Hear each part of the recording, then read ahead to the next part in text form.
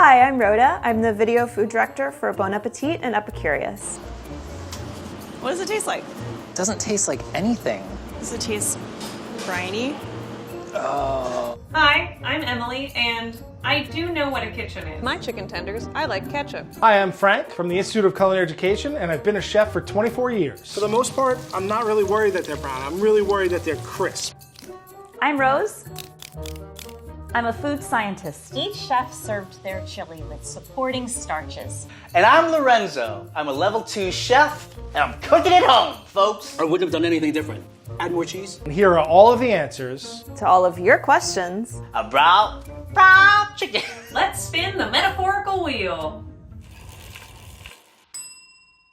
First one, What's the difference? between the different kinds of milk used for fried chicken. That's a really great question. Buttermilk has some acidity to it. Some people believe it'll tenderize the chicken. I just think it gives it a better flavor, a little more zing. Because it has a lower pH value, it's more acidic, and so it will work on the proteins on the surface a tiny little bit. Buttermilk is so much thicker. I don't know, I definitely wouldn't use skim milk or low-fat milk. If all you have is whole milk, use whole milk. But I would try to get something that's, has the most fat as possible. Buttermilk is cultured.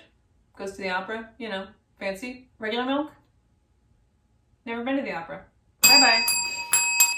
Best parts for frying. Light versus Dark meat. I am a dark meat person. This is a totally personal preference. I like dark meat. I love fried chicken drumsticks. I love thighs. Thighs, wings. I mean, Mama's going dark meat all the way. I'm Mama in this scenario. Dark meat has better flavor, it stays juicier, it's more delicious. And I think that the darker meat is a little more forgiving in terms of dryness. I know there's a lot of chefs out there who aren't going to like this answer, but I really like the light meat. I love the white chicken breast. What is the best temperature To fried chicken so that it Develops that crispy golden skin. But doesn't end up undercooked. In the inside. That's really crazy. I don't really use a temperature thermometer for chicken, for fried chicken. I do for baked chicken, which is like 160 inside, I guess. Depends on how big your piece of chicken is, really, and whether or not the bone is in there or not. You need to use one thermometer for your oil, and you need another thermometer to check the internal temperature of your chicken. I use a stabby thermometer on the chicken, and that helps a lot. You want your chicken to be 165 degrees Fahrenheit. Oh, the oil, whenever I fry, is pretty hot. I like to fry at about 325, 350. I think that's kind of the perfect temperature. You can always pop it in the oven if you're nervous about your chicken being undercooked. Brand new bell. All right. Can you reuse Oil after frying. If yes, How many times Can you safely do so? That's a great question. It all depends on how quote unquote dirty your oil gets. You're taking what's called a triglyceride, which is a molecule called glycerol with 3 fatty acid tails, and splitting it apart. When you have these free fatty acids in your oil, they tend to form polymers, or they link together, and they make your oil more viscous. They turn it dark in color, and you start to get some off flavors and odors. it's pretty safe. You're not like cooking crazy amounts of chicken. And if you are, that's a whole different story. If you're doing kind of one, batch for a family of 4, you can probably use that oil again once. You could probably get 2 uses out of it if you strain it really well and cool it. But for the most part, frying chicken for me is kind of a one-time use. So one time I deep fried a turkey and just left the uncleaned oil in a jug on the floor of my kitchen for 2 years. So I might not be the best person to ask about any of this, I'm sorry. But you look great today.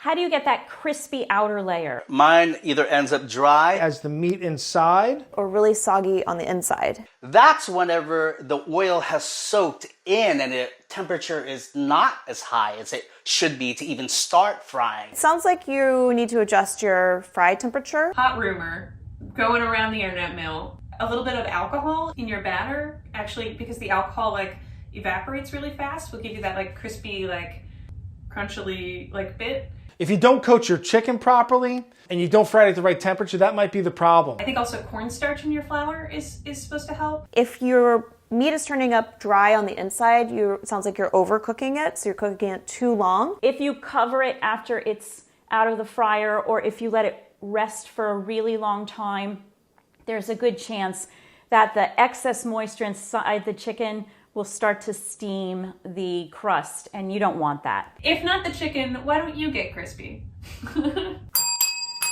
Every time I try to fry the chicken wings, it still has some blood oozing out after. No matter how many times I wash it. Is there a way to get rid of that? Or am I just doing something wrong? oh boy, you got blood oozing out of your wings after you cook them? That's not good. Where are you getting your chicken wings? I don't wash my chicken because I don't want to cross-contaminate my sink. So I just make sure it's nice and dry when I get started, but I actually don't wash my chicken. A lot of times that happens if you don't have your chicken come to room temperature. When you freeze chicken meat with bones in it, there's some changes in the bone, in the structure. I think that I would say the exact same thing that Rhoda would say. What you might be seeing is where the bone is cut or cracked, which does look kind of like blood, but it's not, doesn't mean your chicken is undercooked and it's going to harm you. It happens. There's nothing wrong with it. It's okay. It's not actually indicating that your chicken's raw or not cooked through all the way. If you're temping your chicken and you're hitting 165 in multiple places, it should be totally fine to eat. There's nothing wrong with it, honestly. Imagine, imagine, imagine. How do you get the right amount of breading or batter on the chicken? So it fries with a thick, crispy coating. Would you use breadcrumbs? Flour with cornstarch. Great question. This is the huge debate of fried chicken, is how you make your batter. There are a lot of right answers. I always use flour cornstarch. 2 cups of flour to have a cup of cornstarch. Cornstarch is the ancient god of Christmas in my book. Cornstarch is nice. Another nice thing for a bit of a fluffy coating would be to add some baking powder to the flour at the end. I just use straight flour. What I'm doing is I'm soaking my chicken in buttermilk with some spices and some seasoning. So you can help the next step of flour cling better to that chicken, and that'll create kind of a little bit of a thicker coating. I'm gonna dredge that in seasoned flour with salt and black pepper, and let that flour kind of absorb the liquid. So my flour gets kind of sticky. Tap it so that you don't have little pockets of flour, because that's going to fall off later down the line. And then I'll dredge it in the same seasoned flour again.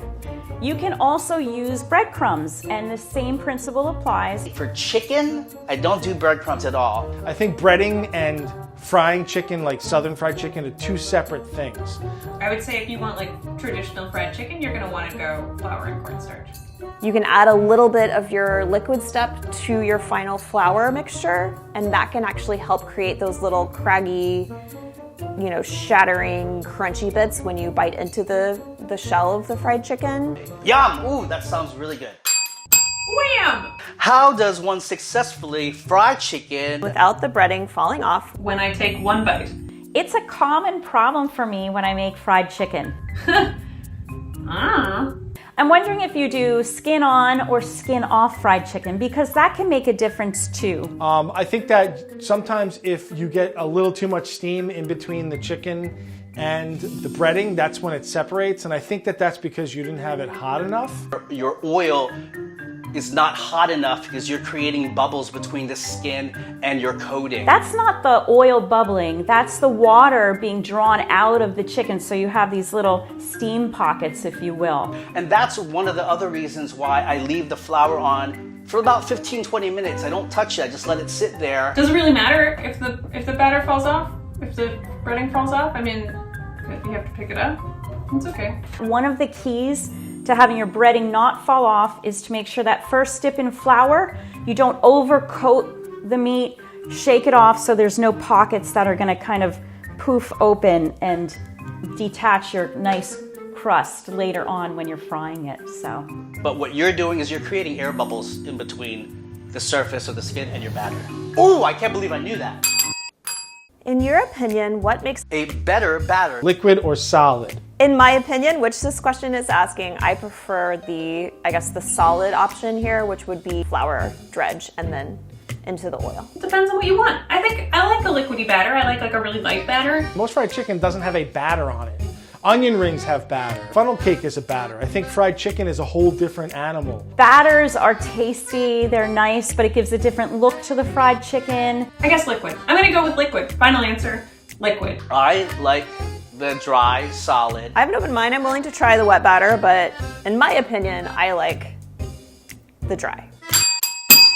My fried chicken gets darker With each piece I put into the fryer. Dark brown bits. How do I ensure all the pieces are golden brown? Okay, so that's probably your oil getting like hotter or too hot. One trick to frying chicken is if you're frying a bunch of different parts, you know, your light meat, your dark meat, you can stagger your cooking. Time it so that your larger pieces go in first, your smaller pieces go in last. You have to control your temperature, right? If you have a steady temperature, they will get brown at the same rate. Adjusting the temp to what piece you have in a sense. Just keep an eye on your temperature. You want to be at about 350 so that the outside of your chicken's not getting too dark and the inside of the chicken is still cooking through. I tend to turn my chicken a lot just so that it kind of evenly cooks, because it's always hotter to the center of your fire ring.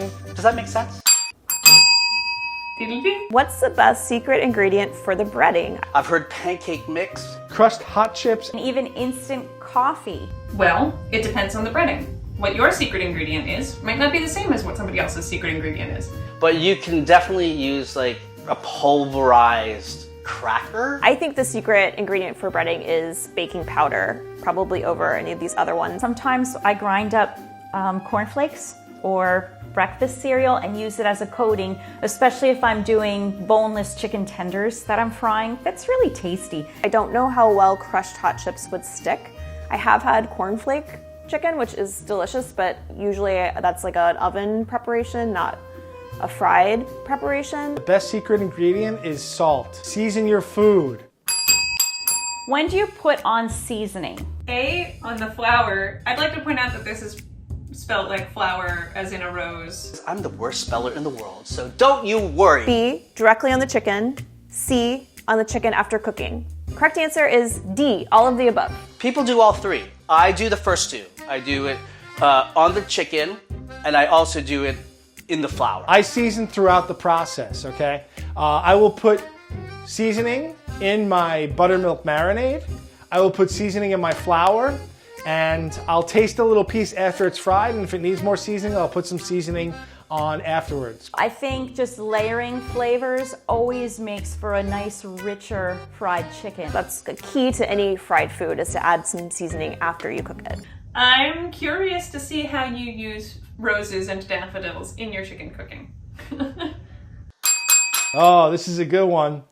Bone in or bone out? I personally hate bone-in meat. But people say the bone adds Flavor and juiciness. I would agree that the bones do help to hold on to some of that moisture and juiciness when you're frying chicken. Yes, I prefer bone in.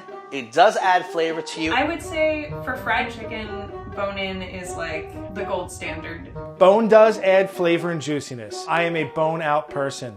As far as flavor goes, the bone is there. It acts as an insulator for heat. It also helps the meat to keep its shape while you're heating it, because remember, there's proteins in the meat that are going to want to curl up and become what we call denatured and make for a tough chicken. So I'm all about the bone-in. Although I will say a boneless wing, mwah. I think generally chefs think bone-in chicken's always going to be better. And do I think it's going to have more flavor? Do I think that it is juicier? Absolutely. But I'd much rather have a leg or a thigh boned out and breaded properly and treated well, and I think it's just a better overall eating experience.